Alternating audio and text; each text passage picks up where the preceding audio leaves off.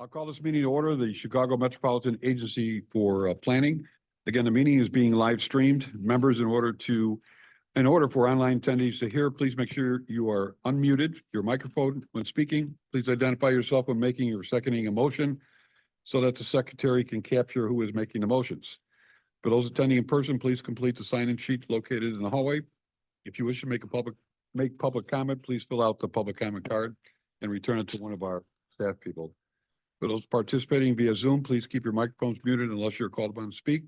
When appropriate on the agenda, we will request comments from those online, and you can indicate your desire to speak via the chat box. The staff is monitoring Zoom and will recognize you when it's time to speak. With that in mind, please call the roll. Thank you, Mayor Bennett, Present. Frank Beal, President Matt Brawley. Here. Mayor Gary Grasso. Here. Mayor Paul Hopert, Here. Nina Idamudia, Here. Mayor John Noak. Here. Are we supposed to be louder? Did you get me? I'm here. Yes, They told we me. can. Yes, we can. Thank you, Mayor. President Rick Reinbold, John Roberson, Mayor Nancy Rotering, Stefan Schaefer, Here. Carolyn Schofield. Here. And thank you, Ann Sheehan. Here. Matt Walsh. Here. Leanne Redden. And Dr. Koros Mahammadian. Yes, yes. As part of the quorum notation, there are people who are on Zoom. You want to read those names? Yes, sounds good. We received requests from member Schofield, member Mayor Noak, Leanne Redden, and Dr. Koros Mahammadian to participate remotely this meeting. Again, these requests are made in compliance with the requirements of the Illinois Open Meetings Act. A majority vote of this body is required. Can I have a motion to So moved. Second. moved and seconded? Any questions? If not, all those in favor signify by a vote of aye. Aye. Opposed, vote of no, and the motion carries, and you are now part of the quorum. Great. First item on the agenda is the approval of the minutes from March 13th. I'll entertain a motion to accept those minutes. Second. Moved and seconded. Any questions? If not, all those in favor will signify by a vote of aye. Aye. Opposed, vote of no, and the motion carries. Moving on, Executive Director's report. Great. Well, welcome and thank you, and good spring sunny morning here. It feels nice to think that we might be on the precipice of some better weather here. Again, I wanted to highlight just a couple things that you'll see that are different on the agenda, and then just a few items that we've been working on between the meetings that we've had here. You'll notice that there are two attachments on the Executive Director's report update here on the agenda in response to a request for more regular updates on our technical assistance work. We wanted to get back in the habit of providing the board with a memo of relevant information about that program and the work that we have ongoing here. And then also, I know previously we've been sending my director's notes with greater detail after the meetings. What I'd like to get in the habit of doing is sending them to you before the meetings. So that way I can give you a little bit more abbreviated updates, and hopefully if you see it in advance, if there are other questions, we can talk about those at the meeting here. Again, for the technical assistance work, we'll likely send that on a quarterly basis, as some of those projects do take a little bit of time in between the months that we meet here. I am excited to share with you that the call for projects that we just held and closed received more than 120 applications from communities and stakeholders across the region. As I've mentioned previous board meetings, this is a joint effort between us and RTA, and I really want to thank the RTA staff and my staff for really doing just a great job of getting the word out. I think the number of applications that we received just shows the need, but also the appreciation for the assistance and the hard work of our teams, and that we are doing, I think, really good job that's reflected positively in the increase in applications here. Again, we work with these communities to help them plan for major capital projects, to strengthen their transportation networks locally, and really make it easier for our communities to navigate across the region here. So again, thank you to both the RTA and the CMAP staff for the time that they've invested in the pre-work. And now there's a lot of work in evaluating the applications and getting those ready again for approval and acceptance by both this board and the RTA as well. So over the next couple of months, our teams will review those applications. If if you're interested in learning more, my staff would be happy to sit down with you and talk about the applications we've received. You'll also see there are a number of ADA project requests in the applications as well, which is something that is significant and that we want to continue to advance through this program.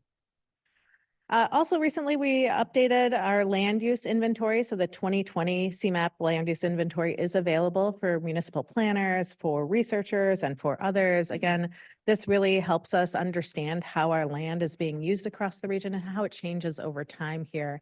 And so again, this data goes back to 1990. It's a really good indicator of, what are those big trends that we're seeing across the region. We are happy to talk to you or your staffs if they're interested in learning more about that as well. And then back to the topic of ADA, we are having spring trainings for our self-evaluations on transition plans and the public right-of-way accessibility guidelines here. Trainings are happening April 15th and 16th and May 1st and 2nd. These are the last of the in-person trainings that we are planning to have. So if you do have staff that are interested, or if you could share with your COGs or your comms, that these are the last in-person trainings that we have, we would greatly appreciate that. We do and plan on making available all of these trainings, with their recordings, the slide decks, the templates, and other materials for most of these meetings will be available in perpetuity on our website. So again, there'll be a resource for you whether your teams are able to make it to those meetings in person or not. And then one of the things that I'm most excited about that happened just last week is that, as you saw in our work plan and budget, that we are excited to play a new role between IDOT and CTA in advancing the really great transportation asset need that we have here in reconstructing I-290 and the Blue Line Forest Park branch here, a huge multimodal corridor. It really moves people and goods throughout our region, but I'm sure if you've driven it recently, it is congested, and the Blue Line itself, if you've experienced it, has slow zones, right? We've successfully worked with both parties to develop a joint scope of work for us to help support them in a way that the CREATE program, the Chicago Regional Rail Program, untangles our freight rail and our passenger rail, sort of the process that we're thinking about embarking on with both parties here.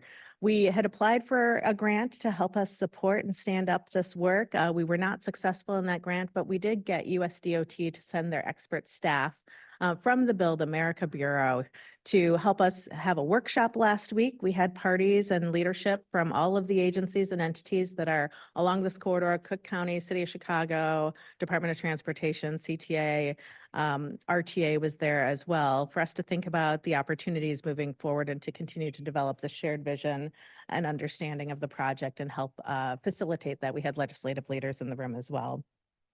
And then lastly, this morning, I wanted to just mention here that I had another opportunity to travel down to Springfield to testify before the House Executive Committee on House Bill 5078, House Amendment 1, which is our Regional Planning Act modernization bill here.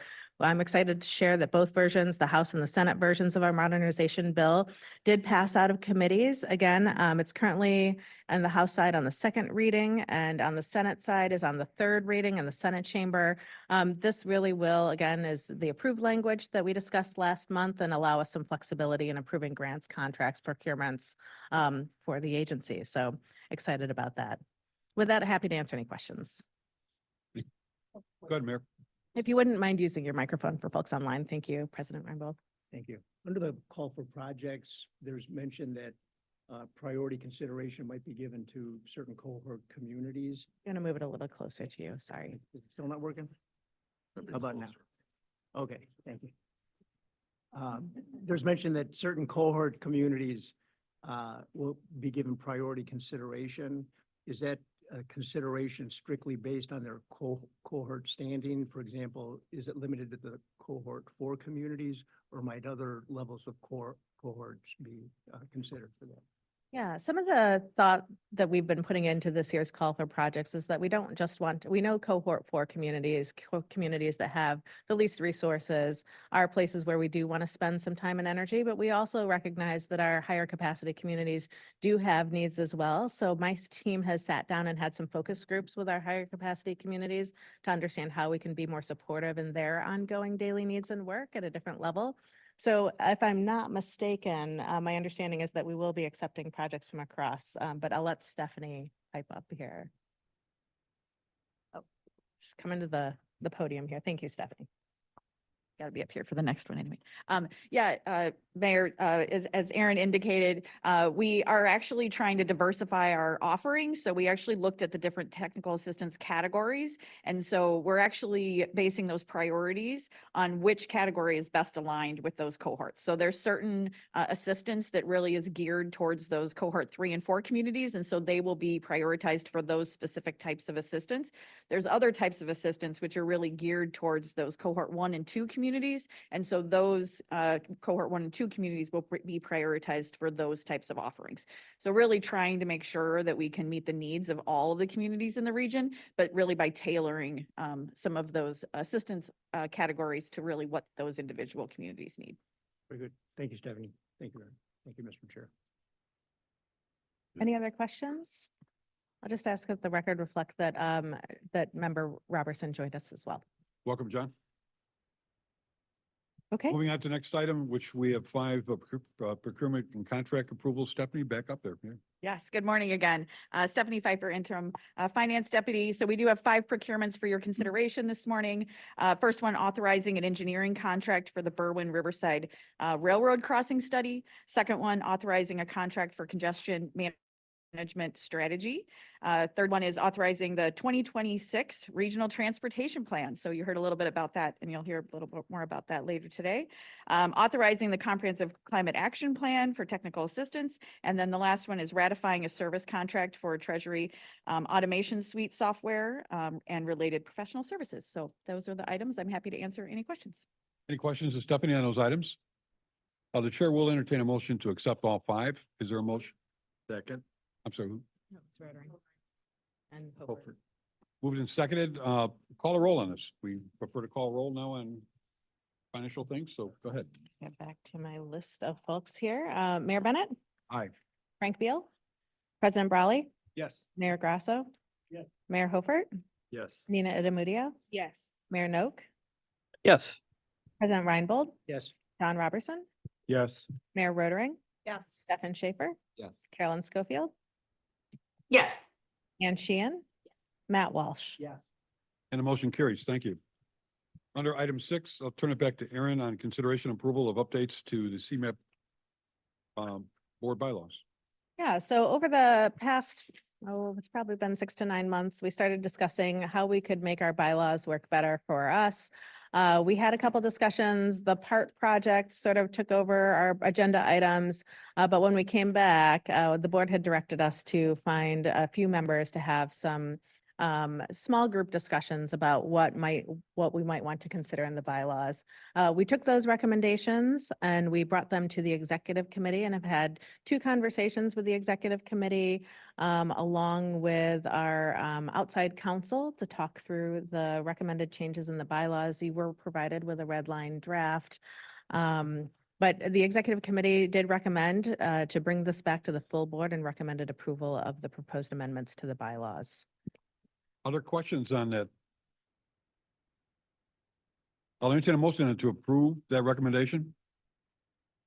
Moved and seconded, and because it does involve the bylaws, call the roll again. Call the roll and I will get back to my here. Mayor Bennett, Aye. Frank Beal, President Brawley, Yes. Mayor Grasso. Yes. Mayor Hofert, Yes. Nina Adamudio. Yes. Mayor Noak, Yes. President Reinbold, John Robertson, Mayor Rotering, Stefan Schaefer, Yes. Carolyn Schofield, Yes. Ann Sheehan, Matt Walsh. Motion carries, and thank you for getting through that consideration of changing bylaws. Yeah, and it offers us some opportunities and things we've discussed and ideas from this body as well, thinking about that consent agenda, how we can make sure that we get on with our business quickly. And so this really complements the amendments to the Regional Planning Act. And so thank you, everyone, for their consideration and expertise in that. Mr. Thank you. Chairman, maybe the meetings will move a little faster. Really, John? I I was know how asked you to- like, I I was know asked how to- you like I know how you like to move a meeting along. I was asked to slow down last time, so. Under item 7 on the Regional Transportation Plan overview, Ryan Thompson. Hi, good morning. Good morning. My name is Ryan Tomto. I'm a principal policy analyst here within the Regional Policy and Implementation Division here at CMAP. I'm here today to discuss work underway to develop the next regional transportation plan for Northeastern Illinois. Ryan, could you just turn your mic up a little bit? Oh, There you sure. go. How's that? I can raise this up more too. There we go. All right. So the Regional Transportation Plan, or the RTP, serves as a long-range transportation plan for Northeastern Illinois. The plan is a federally required element of our work here at CMAP and must identify how the metropolitan area will manage and operate a multimodal surface transportation system. So this includes transit, highway, bicycle facilities, pedestrian facilities, as well as accessible transportation to achieve our regional goals. To develop the plan, stakeholder engagement and public outreach activities will ensure the diverse array of needs and aspirations of communities throughout the region are considered and reflected in the plan. It's important to note that the RTP is not just a plan to guide CMAP's work, but also it serves to coordinate and align the efforts of transportation implementation across partners across the region. The final plan will outline transportation goals, objectives, strategies, and investment priorities that guide transportation decision-making, effective resource allocation, and sustainable transportation solutions throughout the region. The development of the RTP will build on the goals, objectives, and strategies provided in the region's current comprehensive plan, onto 2050. The transportation elements included in onto 2050 were found in the mobility chapter, as well as in some of the appendices. And it includes 3 broad goals for the region's transportation system: a modern multimodal system that adapts to changing travel demand, a system that works better for everyone, and making transformative investments. These goals and corresponding recommendations and strategies will serve as a starting point to facilitate a dialogue on the development of the next RTP. Like onto 2050, this upcoming RTP will maintain a 2015 planning horizon year. The development of the RTP is governed by federal transportation regulations, which require metropolitan planning organizations, or MPOs, like CMAP, to develop and update the RTP in coordination with state and local jurisdictions, as well as transportation stakeholders and the public. In particular, this also includes an emphasis on equitable engagement with communities that have and continue to experience a disproportionate share of burdens caused by transportation-related policies and investment decision-making. Engagement activities throughout the development of the RTP are meant to ensure that the final plan is transparent, inclusive, and responsive to community needs and priorities. Additionally, the development of the RTP must be grounded in performance-based planning. CMAP is required to establish performance measures and targets related to various aspects of the transportation performance, such as safety, congestion, air quality, and asset management. You'll remember we've had various presentations in previous meetings focused on things like safety and air quality. These measures and targets should align with the goals and objectives established through the planning process and serve as benchmarks for evaluating the effectiveness and the efficiency of transportation investments and inform the decision-making process. Finally, federal rules require CMAP update the RTP every 4 years. Since the onto 2050 update was last adopted in October of 2022, the region's upcoming RTP has a deadline of being adopted by October 2026.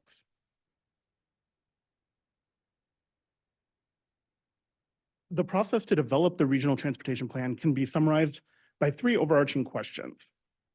What is the future transportation system we want? What are the challenges and opportunities to get there? And how will we achieve the future transportation system that we want? In the initial phases of developing the RTP, the focus is on establishing clear goals and objectives that will guide the planning process. These goals set the overarching long-term vision for the transportation system within the metropolitan area, while the objectives provide specific, measurable outcomes that contribute to achieving these goals. For example, goals may include enhancing mobility, improving safety, improving air quality, fostering economic development, while objectives could entail things such as improving travel time reliability, increasing transit ridership, and enhancing pedestrian and cyclist safety. As I had mentioned on the previous slide, Federal regulations mandate that CMAP adopt a performance-based approach to this transportation planning. This requires the establishment of performance measures and targets to assess the effectiveness and efficiency of transportation investments and programs. Moreover, performance-based planning enables CMAP to communicate the impact of transportation investments to decision makers, stakeholders, and in the public, fostering transparency and trust in the regional planning process. So simultaneous to this goal and objective setting phase of work, CMAP staff are conducting a comprehensive assessment of the current state of transportation infrastructure, services, and travel patterns within the metropolitan area. The existing conditions and future needs work involves analyzing existing roadway networks, public transit systems, bike and pedestrian facilities, freight corridors, and other transportation assets to identify strengths, weaknesses, and areas of improvement. If we can stay on that slide too. Yeah, sorry, we'll be on this slide for a few minutes here. I just want to walk through it with everybody. So this second kind of phase of work to get to the second question here also includes a socioeconomic forecast. So this work is also currently underway to develop a regional forecast to project future population, employment, and land use trends within the metropolitan area. By anticipating the population distribution, employment centers, and land use densities, CMAP can predict shifts in travel demand and spatial mobility patterns over the planning horizon. This analysis is essential to identifying future transportation needs and guiding infrastructure investments that can accommodate projected growth while promoting equity, resilience, and environmental sustainability. Using the socioeconomic forecast, travel demand modeling is used to simulate future transportation demand. By analyzing the results of travel demand modeling, CMAP can identify potential congestion hotspots, assess the need for mobility improvements, evaluate the effectiveness of alternative transportation strategies, and prioritize investments that align with regional goals and objectives. The final steps in the RTP development process are focused on formulating strategies to address identified transportation challenges and capitalize on opportunities within northeastern Illinois. This phase involves synthesizing data, analysis, and stakeholder input gathered in previous phases to develop a comprehensive set of transportation strategies that align with the overarching goals and objectives of the RTP. And so a key piece of this work is the development of a financial plan. The financial plan forecasts how much revenues can be reasonably anticipated over the plan horizon, and then develops planned allocations for how those revenues will be expended to support the implementation of transportation projects and programs identified in the plan. This development of the financial plan involves close collaboration with funding partners, including federal, state, and local governments, as well as considerations of innovative financing mechanisms, such as public-private partnerships. Federal rules require that the plan be fiscally constrained. So this means that the projects and the programs that we've identified in the plan cannot exceed the anticipated revenues that we forecasted. And so the next on this is the capital investments portion of this. We also refer to this as a regionally significant projects piece. Regionally significant projects, or RSPs, are capital investments in the region's expressways, transit system, and arterials with impacts and benefits that are large enough to warrant additional analysis and discussion through the regional planning process. The RSP process begins by revisiting the existing RSP policies and procedures, including the definition and thresholds of what is considered an RSP. The RSP definition and thresholds establish what types of projects warrant that additional analysis and regional dialogue, and additional consideration through the regional transportation planning process. Once the RSP definition and thresholds are established, candidate RSPs are solicited through a call for projects. CMAP staff then analyze the potential impacts of those projects, both on the regional transportation system as well as in neighboring communities. The information is then gathered and synthesized to develop an initial prioritized list of regionally significant projects, taking into account available revenues identified in the financial plan. Subsequently, CMAP staff will engage with CMAP Transportation Committee to develop a recommended prioritized list of RSPs that will then be presented to this board as well as the MPO Policy Committee. This will be for consideration for final approval of both the list of projects as well as the final plan. So finally on here, you'll see an implementation plan. The strategy development phase culminates in this implementation plan, which serves as a roadmap for for translating the long-range plan, the goals and strategies outlined in the plan into tangible actions, both to be performed by CMAP, but also those that are needed with collaboration through our transportation plan partners. Just as a reminder, as I mentioned before, the RTP is not just a plan to guide CMAP's work. It's meant to be a space for us to collaborate and make sure we're all headed in a common direction. Development of the plan will involve collaboration and coordination with federal, state, and local transportation agencies, transit operators, regional planning organizations, local governments, and other entities working together to advance transportation priorities to achieve regional goals and objectives. Okay, now next slide. Thank you.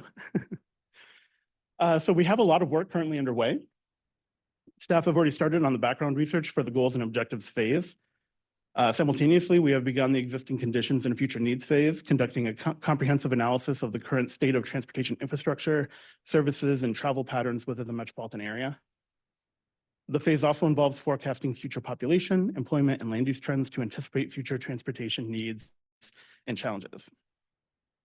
Staff are also actively engaged in working with regional partners to evaluate potential updates to the regionally significant projects, policies, and procedures. This collaborative effort is assessing the need to update policies and procedures related to the evaluation of potential impacts of transportation investments and prioritization of projects for funding. Additionally, we are forecasting transportation revenues to inform the financial planning process and to ensure that anticipated funding sources align with the costs of proposed transportation projects and programs. And so, as you noticed on an earlier agenda item, we've also been working to procure a consultant to help provide support for this work.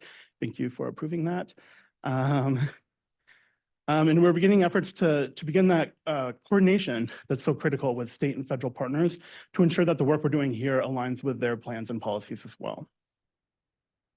And finally, we're working to develop a public outreach strategy with an emphasis on equitable engagement. So with that, throughout the development of the RTP, we will be coming back to this board with updates and to hear from you on what your priorities are for the plan and to receive direction on next steps. But to begin this dialogue, we have put together a few questions here. As you can see, the questions are focused on the initial phases of work in developing the RTP and include what overarching goals should the development of the, or should guide the development of the RTP, what emerging trends, challenges, and opportunities should be considered. And we know that it's important that we engage with a diverse array of communities throughout the region so that they can see, so no matter where you are in the region, you can see your needs and your ambitions reflected in this plan. So to that end, we're interested if there are specific groups or organizations in your communities that you think we should make sure we're intentional about reaching out to and engaging with throughout this process. So I know I covered a lot of information. Have these questions here to foster a dialogue, but also have to take any questions if you have them. Go ahead, Mayor. Wow, that's a lot. I have two questions and I'm not sure we can necessarily get into them today, but if you could go back to the slide prior to this one, I think it's on that one. One is just how are you defining revenue in terms of revenue driving? Obviously, there's so many variables, and is it sort of an enterprise fund approach? Are you going to have debt? How are you planning to, have sufficient dollars to do something so comprehensive, so mammoth, grants and so forth? And then my other question is just sort of who's driving the regionally significant project planning? Is it bottom up? Is it top down? Is it from a macro level, are you, and I'm from Lake County, so I'm the Lake County representative, and I keep thinking of the transit deserts that we have throughout Lake County. How are those going to be represented in this conversation? But then back to number 4 on the left, just forecasting revenues, obviously inflation's variable, on and on and on. I don't need to tell you that, but just sort of how does that even look? Yeah, great questions. We have In terms of the financial plan and forecasting revenues, we do have a financial model that we're currently working to taking a look to dig into the different elements and the different inputs that go into that to help develop that, and are specifically looking for ways that we can help improve that. So we're very early in that process right now, and part of the scope of work of the consultant that has been brought on board is to help us dig into that model and seek out opportunities for improvement, including to address things like inflation, but also the uncertainties ahead of us with IIJA and Rebuild Illinois, all kind of coming up to key decision points of what's comes next. Exactly. And so we will be digging into that, and that will definitely be something that we come back to this board to talk about and share where we're landing on that.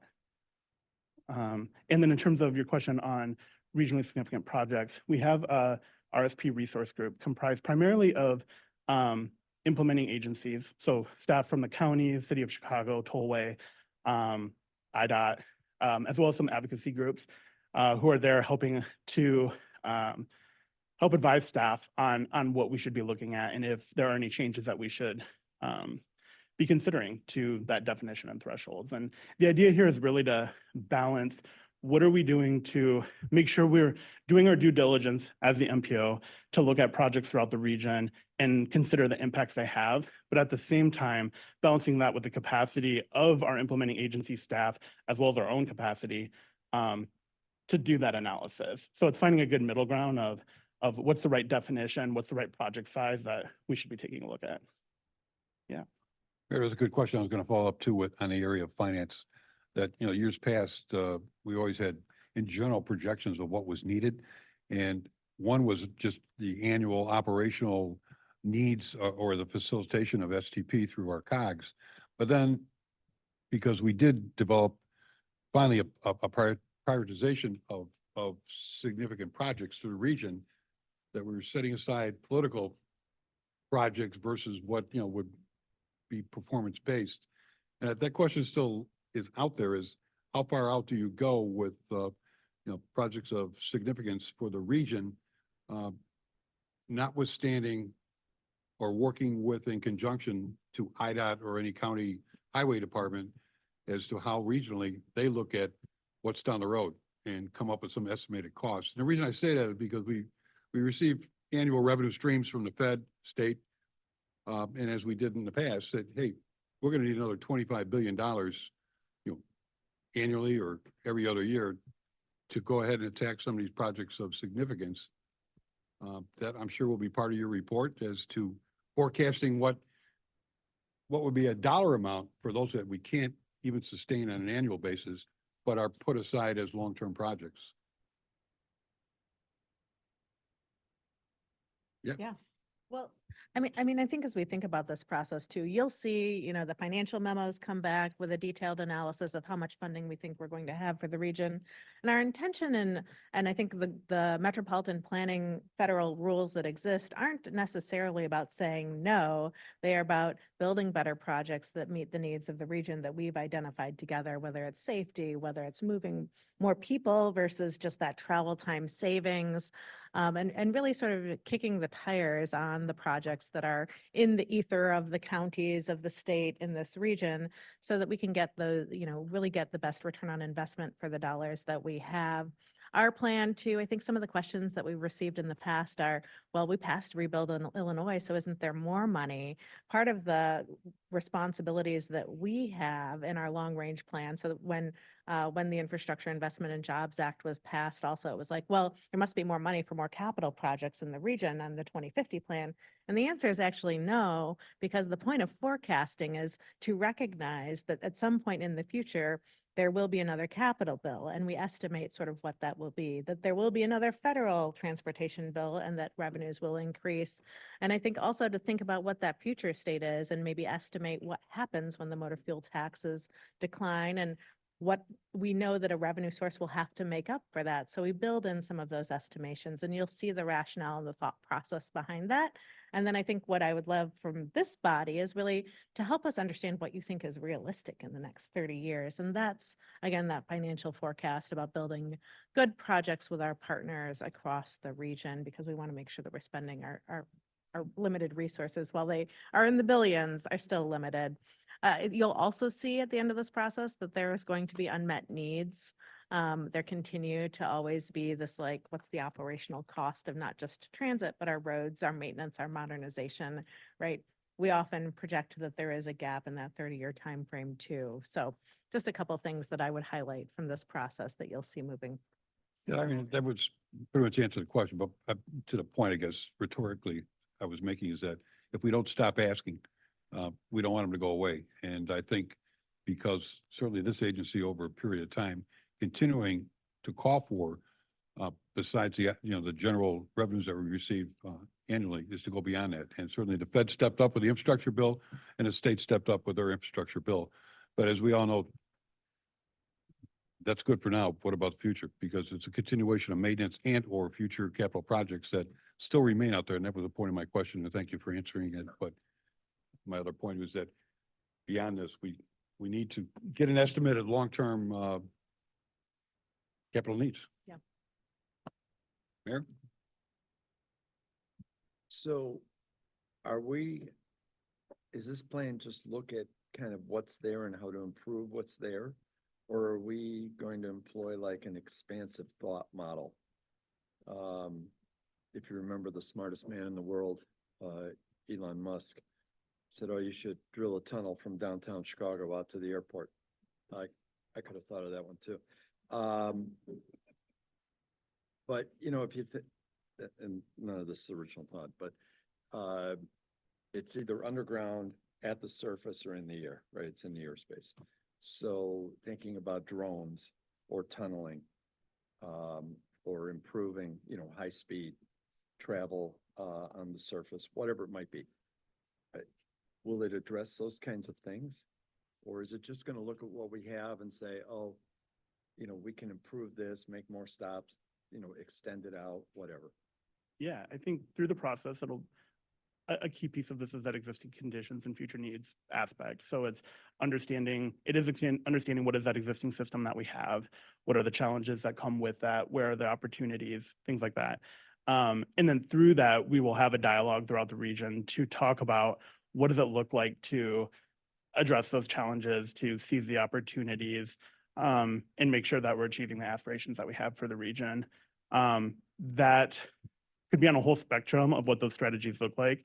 I don't think we would shy away from innovation, but I think we do have real constraints that are built into the planning process that keep us grounded to things like fiscal constraint, to greenhouse gas emissions, to making sure we're not exacerbating disparities, but instead helping, head in the right direction with them. And so those are the kind of considerations that we'll be doing throughout it to develop that list of strategies. I do think we will be looking at innovative technology. We will be looking at, emerging technology, things like that. But with that also come their own challenges and opportunities that we'll have to consider. So. Well, And Mayor, I do think that there are two buckets for that big picture thinking, which is the vision presentation that we'll have next, which I think can encapsulate a lot of the aspirational goals that we might have for the transportation system. Whereas what Ryan is working on right now on the transportation element, it's a little bit more practical. If there's no project sponsor for a tunnel, then, we certainly aren't going to make up or assume to know what it would cost. And I think even the so-called mundane or regular type projects, but certainly for the counties, the undeveloped areas of the counties, is really an opportunity for, for you to take a look at through your county highway departments, some real significant and, feel good type projects that can expand or help your, your existing roadways or transportation in your regions, versus some moderate plans like expanding another lane on the Stevenson or things like that. But this is really more, we talk about Mayor bottom up. I think this plan will be an opportunity for, especially the counties, for your undeveloped areas to take a look at seriously where you're going in the next 30 years. Well, and I get the practicality part. I also get the financial part. But I think there has to be an expansive thought process, because we're moving people around Chicagoland the same way we did it 125 years ago. The rails started then, and the highway projects, 1950s. Nothing's really changed other than they've gotten wider, add a lane, whatever. And they become more efficient. There's no doubt about that. But I could see a piece of this being, like I said, expansive, if money were no object. That's the Elon Musk model. And the only reason I said that about him is because, he designed driverless cars, and so far, little glitch has killed 20 people, but I'm not a big fan. But, I think we have to think beyond what we're just seeing, right? And I get that absolutely. You talk about light rail on the Stevenson, why it doesn't go out to Bolingbrook or Romeoville, why that wasn't done years ago. And I'm not saying forget about that. That was, I look at it as more could happen, should happen versus something of tunneling or something beyond that. But there are a lot of ideas and projects out there that aren't necessarily unrealistic because of the thought of it, but the cost of it is certainly the good one. and not to go too deep into this, but I do think drones are going to play a big part in this sometime in the future. They're already, big drones. So I'm sorry, Mayor? Yeah, I do. That's fine. I don't care. You want to go first? You go. Okay. Oh, Nina, I'm sorry, I didn't see your hand. No, I'll go first. So Paul, to your point though, to think big and it's a good idea. Government can't do it. There's too much partisanship and on it, but I think you need the public. That's where the public, in my opinion, public-private combinations come. Whether or not Elon Musk's idea is a good one or not, the people, the entities that are actually going to be able to fund this, look, I mean, private industry is going into outer space now, is that government has to start more, in my opinion, more public, private, for profit. I mean, the good old American dollar, dealing with companies like Elon Musk or whomever to get these big projects done regionally, because government will never spend that kind of money coming out of Washington. It's just too much politics to do this for Chicago, do this for LA, do this for whatever. But if you can get private money involved with the public, I think that's where you start thinking big.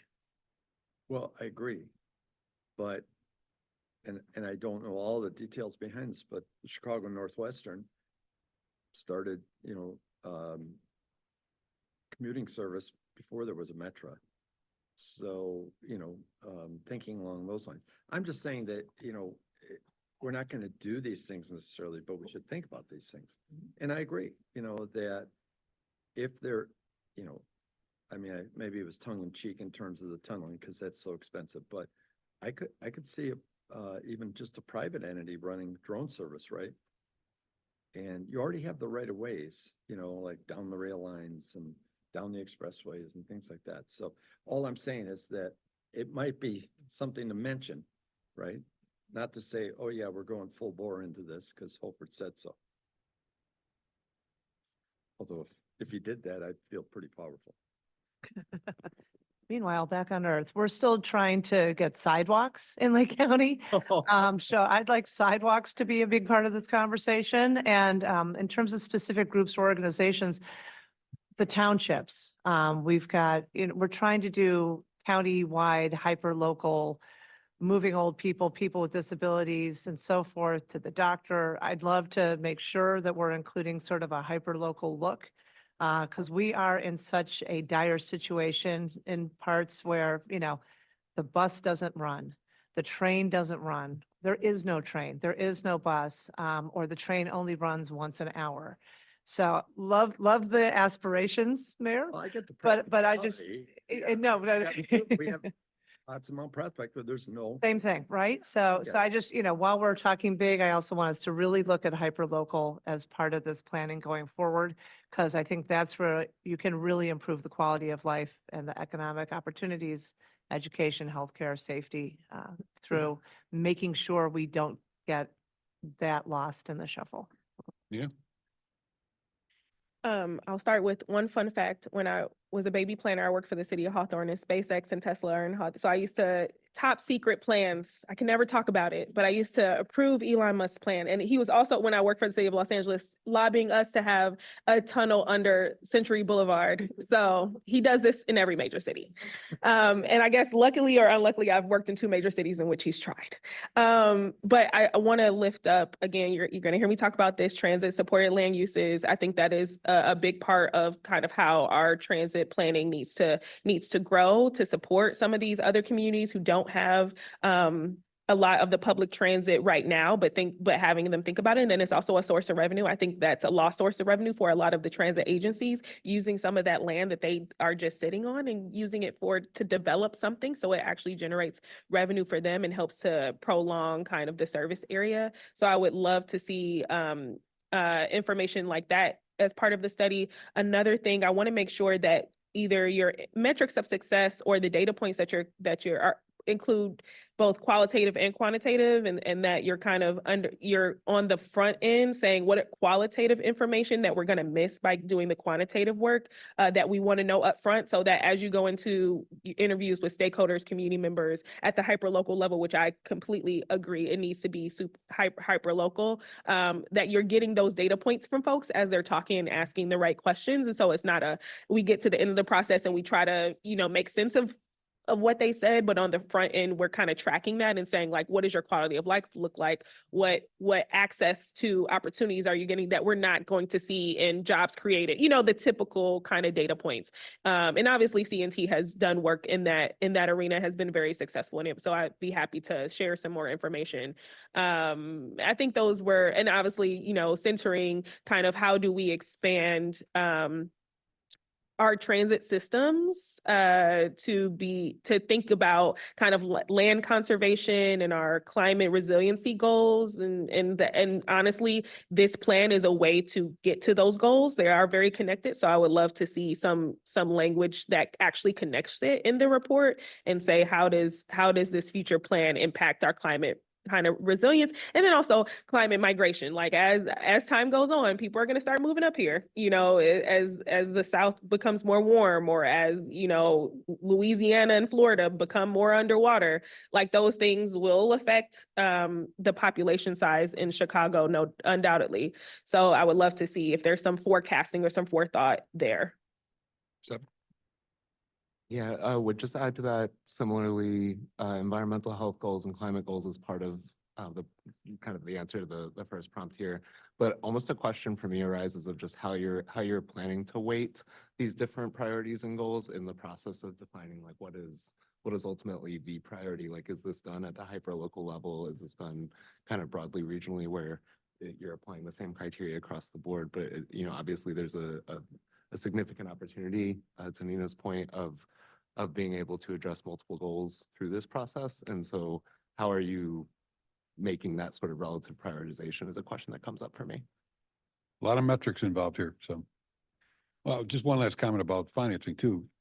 We've talked about it for years. And when it comes to funding all this down the road, again, we may be moving closer and closer to tolls or road usage by payment.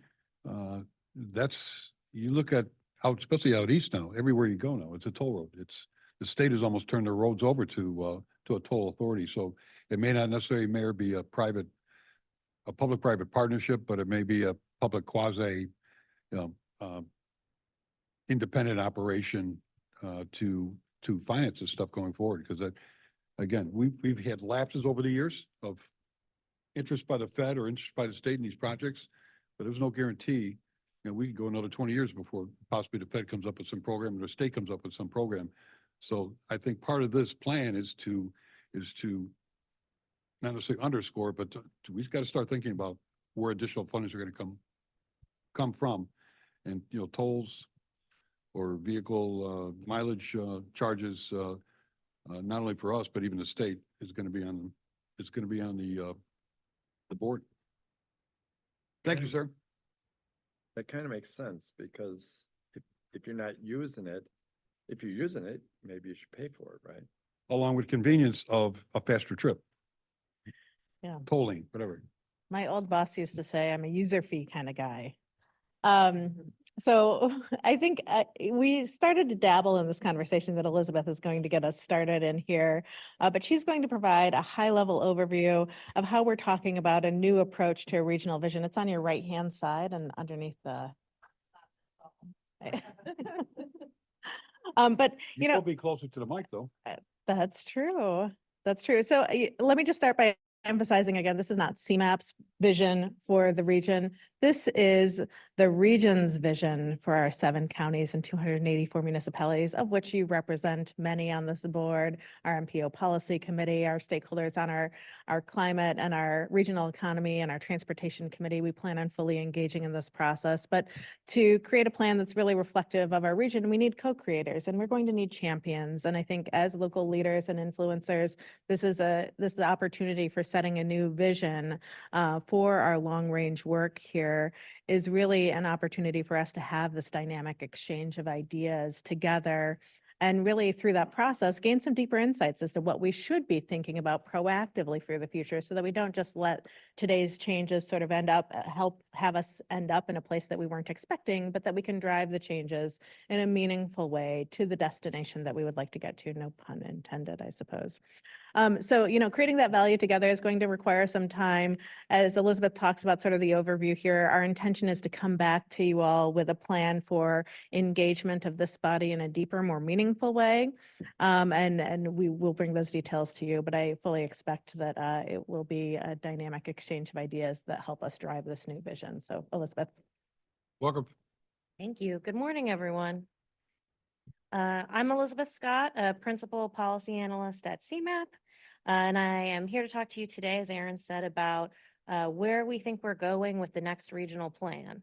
So honestly, I couldn't have asked for better questions from you all in your previous question and answer, because these really get to the kind of conversation that we want to have with this regional vision process.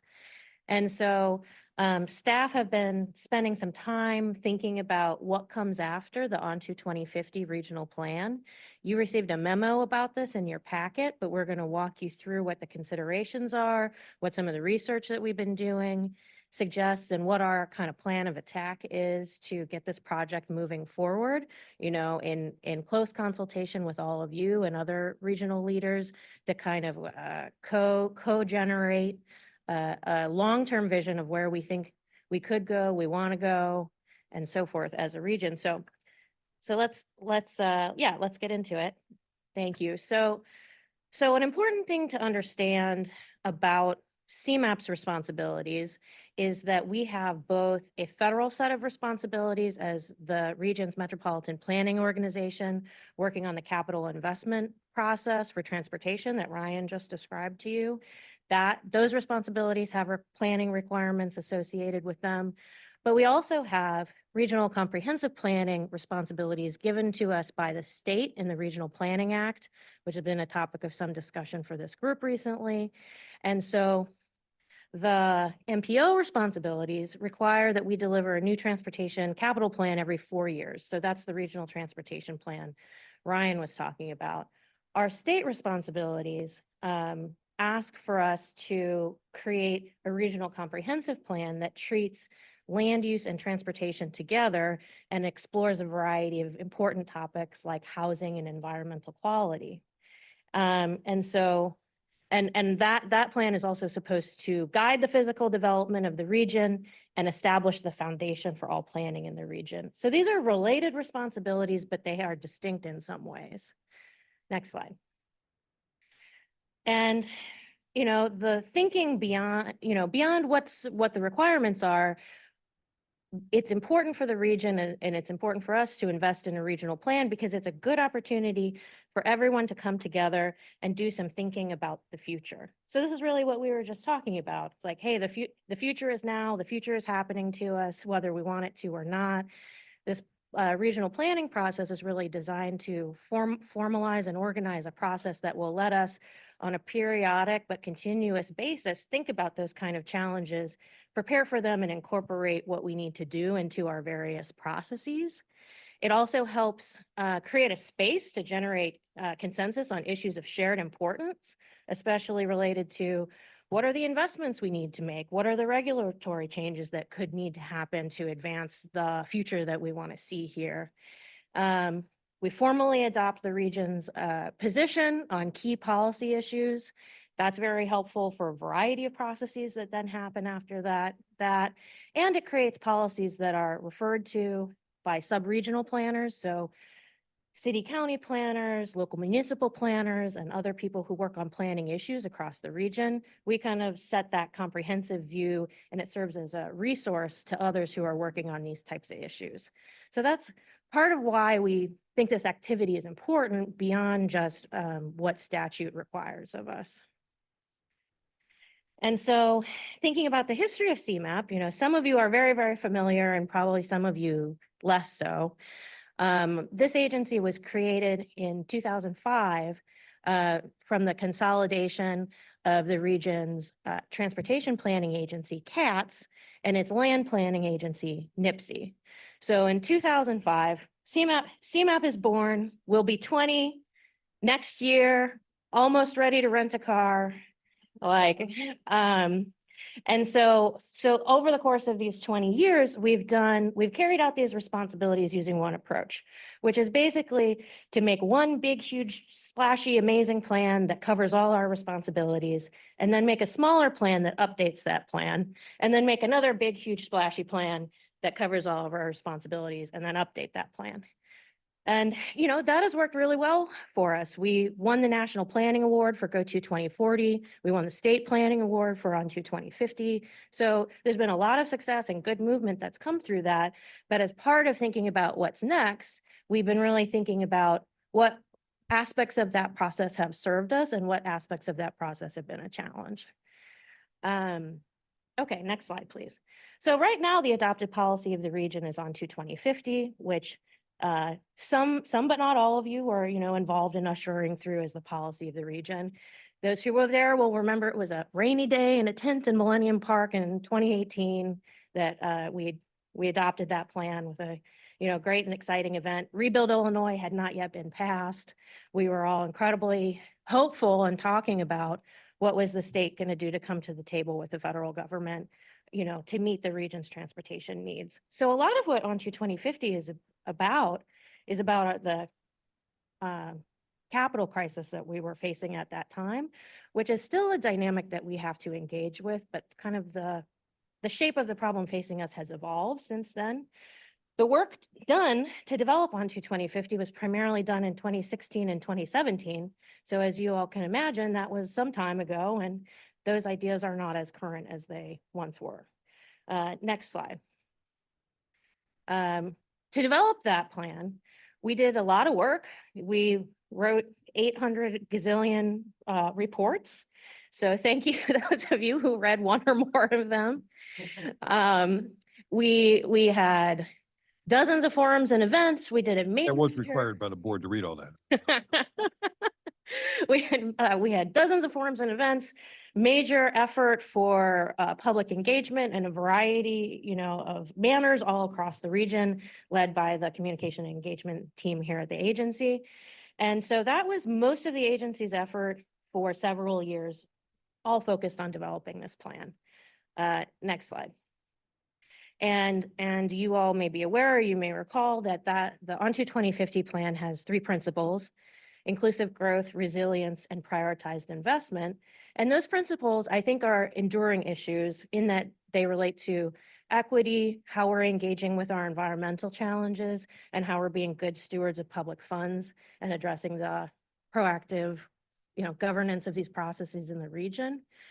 How exactly these are framed, I think could grow from now based on the challenges that we're facing now.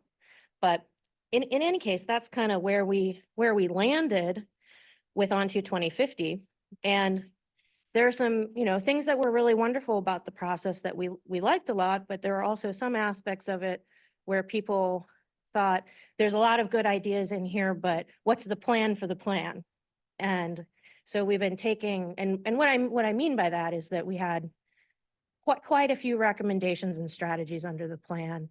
And I think some of our stakeholders would have liked to see more what's next coming out of that process. So thinking about that and learning from that, and we put that together and we've been working on that, but how can the plan itself and the structure of what we're doing advance those needs is something that the staff have been considering and thinking about while we think about what we want to do for this next cycle. So next slide, please. So we're understanding all of these things.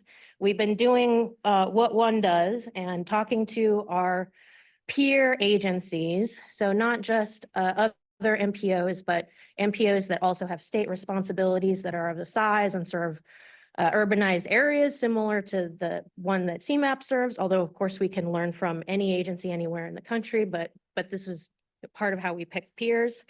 Next slide. And 3 peers that I wanted to highlight for you all are the Puget Sound Regional Council serving Seattle region, the Metropolitan Council serving Minneapolis-St. Paul region, and the Atlanta Regional Commission serving the Atlanta region. These are not the only people we looked at, but I think instructive examples. So next slide, please. Thank you. So in Minneapolis region, Minneapolis-St. Paul, Twin Cities region, rather than doing one whole big plan that carries out all their responsibilities, they create a visionary plan. Their current one is called Thrive MPS 2040. And then under the auspices and under the direction of that plan, they have 4 regional plans that they deliver on a defined but different update basis. That agency has responsibility over the parks. So they have a regional park plan they do every 4 years. They do a regional housing plan less frequently. They also need to do a regional transportation plan every 4 years per federal guidelines. And they do water resource planning. So you see this agency has a big picture vision and constituent or related plans that are delivered on a rolling basis, but on a cadence that makes sense for them. Next slide.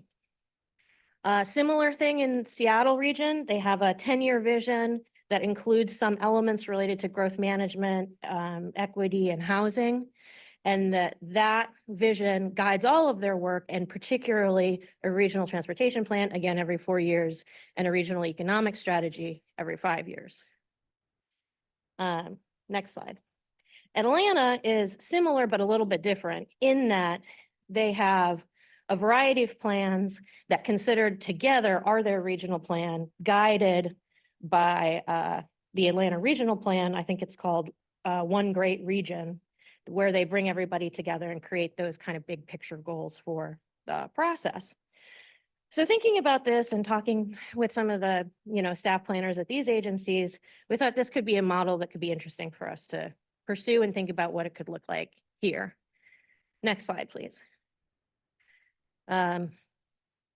So yeah, we're thinking about structuring things a little bit differently so that we can break up pieces of the planning process and not make one huge plan that satisfies all our responsibilities, but rather have a series of planning activities that we can do in sequence to keep the planning process more continuous and not make it so that we're really only doing a big regional process. We're doing everything every 8 years, essentially. Next slide, please. And what are the elements that we've been thinking about for that, for the new process that we've been working on developing? Well, we want to build on what we love about Onto 2050. There's a lot of great stuff in there, and there's a lot of great input from this body and other parts of the region. But we also want to be able to incorporate that funding from a federal level has changed, funding from the state level has changed. How are we thinking about our long-term funding issues in context of that? And we'd like to, as I said, create a planning process that is more responsive to changing dynamics in the region. So we would set up, and this is maybe previewing a little bit my own slides, but we would set up one piece of the plan that has enduring, sort of more enduring value, because it has to do with what we hope for the future and who we believe that we are as a community, or what we would like to be as a community aspirationally. And that can stay in place and be supported by more topical things that change when they need to, rather than saying, well, it's 8 years, it's time to talk about who we are. And And that working things this way would allow us to potentially go further, faster together on critical issues because we will have had a values conversation that other processes can refer to. So next slide. So here's our first diagram. It's probably terrible, and every time I show it to people, they give us ways to refine it. So we're hopeful for your input here too. But so what we are thinking right now is that we will have a vision plan that talks about the future, the long-term future, our values, our aspirations, our goals. And it will have specific focuses in climate, transportation, and economy areas, and that we would adopt that vision. And then subsequent to the vision, there would be other plans that would come around it in a constellation or a family. I'm not sure what the right metaphor is yet, but that could take those values and translate them into action. So an example would say, I'm fairly certain that the region will agree that traffic safety is important to us. So we make a articulation of how and why traffic safety is important to us, and then that flows down into every single plan that would address that issue. And we don't have to relitigate the issue of is traffic safety important to us because it's an adopted policy of the region that is important to us. And so that can help us maybe advance those conversations faster. I thought maybe you got that idea from the eclipse. Is that? I'm just glad I didn't burn my eyeballs out.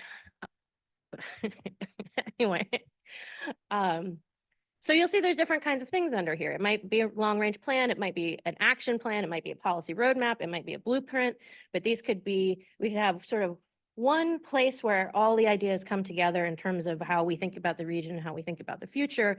And then there could be topical things that are more tactical, more action-oriented, more specific, really getting in the details with folks about what needs to happen in housing or in the way we manage our water supply or whatever it may be, but kind of in hearing together, like coming together around the statement of values. Next slide, please. And, your memo goes through some of the benefits that we think we could get from that. I just touched on some of them.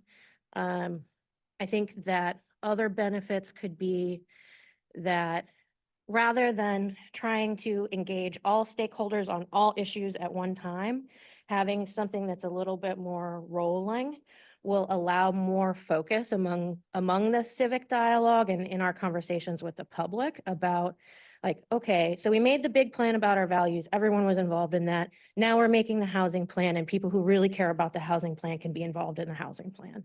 I think that might enable some better focus and analysis, as well as implementation and implementation plans and tracking of our successes, because the strategies would become that next step more specific, so people can take them and hopefully run with them, rather than kind of, here's the big picture of our challenges and here's the big picture of our opportunities. And we think generally you should do this, but someone's going to have to figure out what this is, and all of those things have value, but we want to kind of get more specific faster to give better and more actionable guidance is one of our ambitions for this. And just, from a CMAP capacity standpoint, it has some benefits in terms of allowing us to continue to focus on all the really important work you've been hearing about, our work on transit, our work addressing climate action. All these things are still happening. So how can we carry all these pieces forward and work on all these pieces in the most efficient way? From a staffing perspective too, having a sort of a more rolling basis will allow us to create more cross-functional teams. Because if you're creating one plan that addresses every topic, then the people who are experts in those topics are working on those sections of the plan and they don't really have any time to do anything else. But if it's a more rolling, then you can have your environment person and your housing person and your economy person and your transportation person all working together on the question of safety, or you name whatever it may be. Yeah, and we hope to foster more of an environment of continuous improvement using that approach. So there's some external benefits and also some internal benefits. We're thinking about how we want to approach this. And Yeah, next slide, please. So very early days. The team is putting together a scope. You know, as Aaron said, there's a very large role for all of you in helping us think about how we put this together and what's important and what comes to the surface in this regional vision process. But yeah, again, very early days. So all your thoughts and comments are at the stage where they can help us think about the structure of the project overall. Nothing is really decided yet, but we're happy to have thought about it enough that we feel that it's in a place where we can discuss it with you now. So- Elizabeth, thank you. I mean, it's a great presentation, certainly a little history and certainly as we had just in the prior conversation, where we're going in the future. And I think to identify a so-called rolling, continuous reaction to what's going on is important. And I'll say it now, as I said back when, after we developed our first plan, show me the money. And we can have all the greatest plans on the shelf, but unless there's financial support to go ahead with those plans is a different story. And we have been fortunate, again, over the last few years, because of federal and state infusion of money into our region. A lot of those aspirations now have come true in many different areas: environmental, climate, certainly transportation. Those are good things, but it continues to be driven by dollars. And whether or not we drive the incentive of the Fed and state to create those dollars, or whether politically they decide at some point in time that, you know, we're now going to touch upon the climate, or now we're going to touch upon transit or roads, et cetera. But for us to be prepared to take advantage of that. And I think that's what you're getting at here, that we're ready to implement different programs. And again, as I saw over the years, certainly in the early stages of the LTA program, which was done right off the bat because of a federal grant, that we're able to reach out and give monies to municipalities to plan, their transit areas or their downtown areas. And finally, the last few years now, with money coming in, they're able to implement it. I've always said that, you can have the best plan in the world, but you got to have money to do it.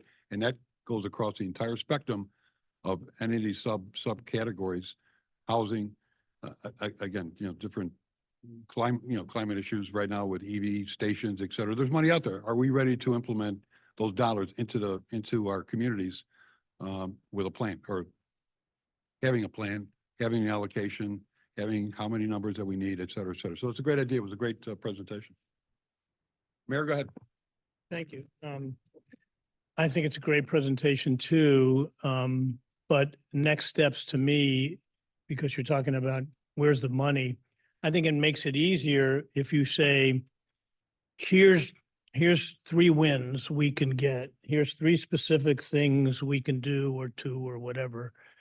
Because I think it's easier, and we're all part of government, and the easier you make it on government to make decisions, it happens. And I think it's easier when who's ever voting on where this money's going to go, they have to understand that it is for this project that makes a lot of sense to them, and that they can then take credit for having the vision to give you the money to do it.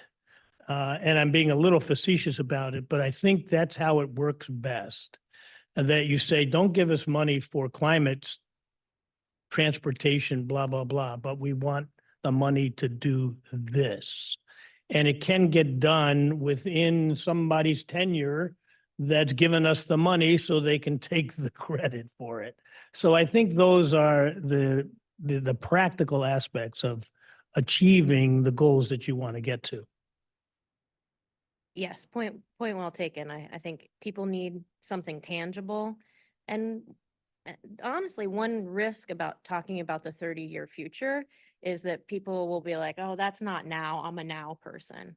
But I think that part of the message that we can share with the region is that, the future is coming, whether we want it to or not. And so you all were just talking about how will drones and advanced air mobility affect the region. What about climate migration? Is that going to happen? Do we believe that's going to happen? What do we know about what we believe is going to happen?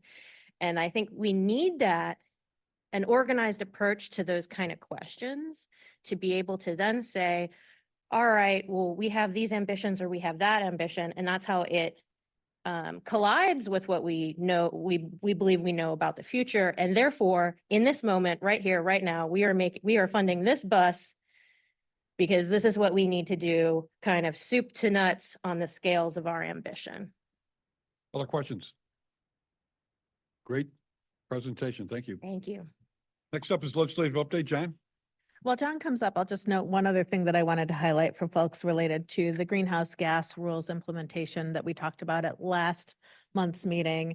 2 weeks ago or so, a judge overturned the federal rules for states and MPOs setting greenhouse gas emissions. This has been contentious since the moment it was written into some of the federal performance metrics. And so, they made a good first attempt here.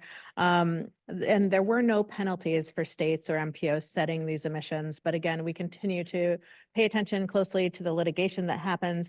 I will say one of the things that we did recently was convene MPOs across the states because there's another path forward for this. And I think you've seen Colorado and California setting some state level emissions targets.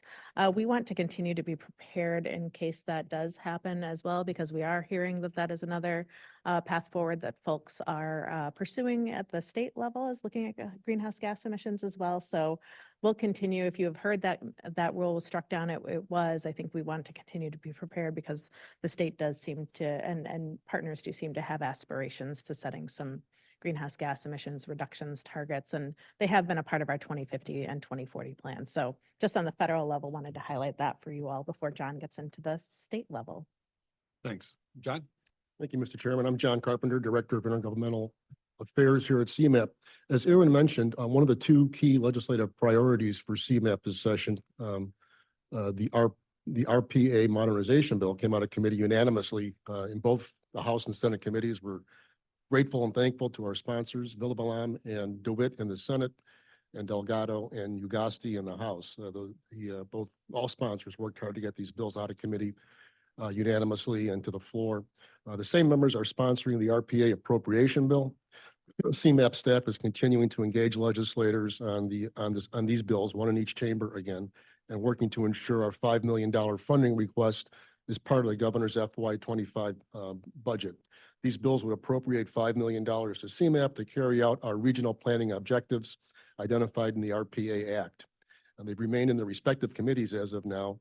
Senate Bill 3388 has been assigned to Senate Appropriations, Public Safety and Infrastructure, and 5077 in the House has been assigned to the Appropriations General Services Committee. As appropriation bills, these bills won't pass and be sent to the governor or anything like that. It's really a marker for the budget. We are working hard to get a subject matter hearing for both bills in each chamber to raise the awareness of the need for this legislation and to get it included in the governor's budget. Other legislation we're following is the OMA legislative bills. There's a couple of them floating around. We prepared draft legislative language that would become an amendment to one or all of the bills and provide the CMAP board and its committees the flexibility to allow members to participate virtually and be counted towards a quorum. The language and legislative strategy are currently under discussion with the Illinois Municipal League. They've agreed to accept our amendment. And we will be working with sponsors towards the end, from now to the end of session, to see if there's any momentum for this legislation, and if there is, to get our language included. There are other bills of interest that were in your April board memo. I'd be happy to answer any questions you might have on these bills or other bills that you might want to know about. John, so the financial ask is, what, are they just telling us to wait till the end, to the bent bill, or? Well, the negotiations get a little more intense as we get closer to the May 30-something, the 31st or 30th adjournment. The budgeteers, as they call them in each chamber, will be meeting as we get closer towards adjournment in May. And we're working with our sponsors to raise awareness of the issue and with key members of the legislature to have this become a priority for them and have them included in the budget that gets approved by the General Assembly and sent to the governor. It's important that legislators know of your interest in this legislation, and we are working hard to make sure as many of the key players know about this as possible. I mean, as we know, when it gets down to the end, it's going to be leadership, right, saying yes or no to those kind of things. And the budgeteers, they're pencil pushers, and they know what numbers they have to come up with. So I guess my point is that getting towards the end, that's when it gets imperative, your state reps or state legislators to keep that our item as a priority and certainly a consideration to be funded. Absolutely. I will say that there seems to be more awareness this session. You know, we tried this for the first time last year. It didn't really get much traction. We made people, keep people aware of it. There seems to be more interest this year, more acceptance this year of this ask. But the pressure on the budget is immense this session. A lot of external, As we know. yeah, I mean, there's a lot of issues out there that are getting attention that may force others to the wayside, but we're going to try to keep ours up there as much as we can. Is there going to be a hearing? I'm sorry, I missed So there's not yet. We're pushing for a subject matter hearing, on the funding aspect. funding bills in each chamber, yes. Mayor, go ahead. Yeah, I also sit on the two-page mayors and managers board. I just want you to know that our board is supportive of HB 5077 and SB 3388. That's the $5 million appropriations bill. And of course, we're also supportive of the governance changes for CMAP. That seemed to be going along fine, right? Yes. So far. But again, show me the money, right? Show us the money. Dan, Thank you. thanks. I'm sorry, any other questions, John? If you come up to somebody and says, can they have a hearing, or if there's a hearing, please let us know whether some of us are down there or not. We'd certainly also testify on behalf of those. We will develop a strategy when we know it's gonna, and we have a strategy in place. We're waiting for the call that it's gonna be heard. When we do know that, we will put it into action and we'll be in touch with many of you or all of Appreciate you. it. Thank you, John. Thanks. Any other business before the board? Meeting's open to the public. Any comments? I do believe we have Garland Armstrong online. Is he on? It's just a second to unmute him. Garland? Garland, are you there? Yeah, can you hear me? Yes, sir. All right. How's everybody doing there in the Chicagoland area? It's beautiful. It's springtime. Yeah, same thing here too. And I just want to give kudos to them to have the ADA part when they have their trainings there, because it certainly is the disability community will say, finally, what happened? Because they feel like they're out of touch, but also we need those who is hard of hearing, who can't understand, they need to be a part of it too. And for those who cannot speak clear English. So I'm very glad that y'all getting more disability community involved in the CMAP training, because they certainly need it so that we can show them that we are part of society and not to be disconnected. And also, I just want to give y'all a heads up. Next month, me and my wife is coming back. It will be from May 6th to May 10th. And we'll be over there at the CMAP board meeting in person to see y'all. And for those new board members, it'll be so glad to see the new board members, and we'll tell you about us because we were part of CMAP too for the Housing Committee and Citizen Advisory Committee meeting. So you'll be able to see us personally and professionally and as a disabled advocate and activist. So just mark your calendars. It'll be May 6th until May 10th when we come back in the Chicagoland area. So band down your hatches. We're coming back. So just want y'all to know about it. If there's any questions or comments, I'll be glad to answer for y'all. Garland, thank you. And thank you for your advocacy. We look forward to seeing you next month. All right. Take care. All right. Any other questions, comments? No other public comments in the room. There's or no other online. business for this board. Again, executive committee, we're going to meet right away in the county room, Yeah, DuPage. DuPage room, right after this meeting. So with that in mind, I'll entertain a motion to adjourn. Moved and seconded. All in favor, signify by the usual manner. Motion carried, meeting adjourned. Thank you. See you next month.